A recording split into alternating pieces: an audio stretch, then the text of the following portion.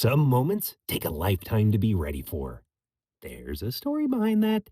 This is your daily message from Chad number 1057 to upgrade your mental game today by telling yourself a better story. Because the most important story you hear is the story you tell yourself. And this message is especially dedicated to Daniel and Amy Rimenschneider. Here's the upgrade. You focus on getting there, but upgraded thinking values what you learn along the way. Here's the story.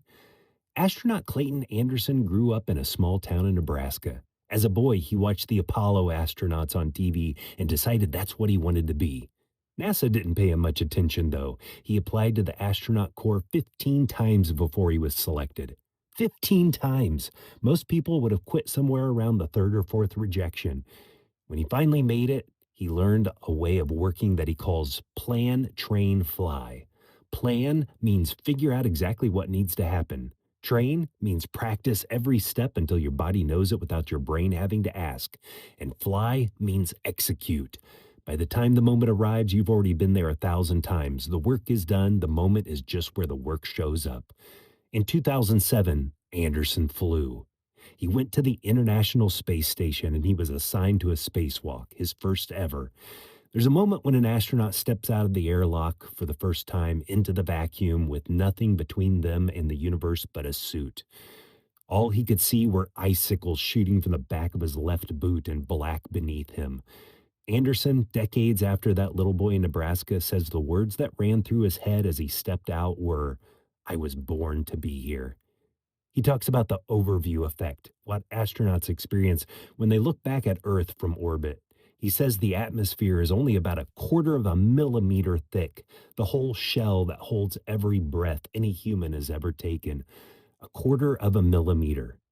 What seeing Earth from space did for Anderson was convince him of the order and purpose of creation. Of all the places in the universe, this little fragile planet is the only one that supports life. None of this is random. We're supposed to be here. The better story to tell yourself is, "I was born to be here." That line doesn't get earned in the moment. It gets earned in the planning and training that no one sees. Whatever moment you're working toward, the interview today, the conversation you'll have, the speech, the start of something hard, it's not about the destination.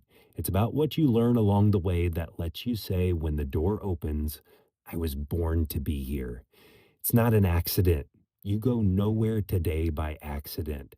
Wherever you go, whatever you do, and whoever you meet, there's a purpose. And may you be able to say, "I was born to be here." Tell me a story of a moment you were ready for to fromchadsmith@gmail.com. Send someone a text and ask, "What have you been preparing your whole life?" You can get a free copy of my book, The Most Powerful Story in the World, by going to fromchad.gumroad.com. The transcript of this message and hundreds of others are always available at www.fromchad.com.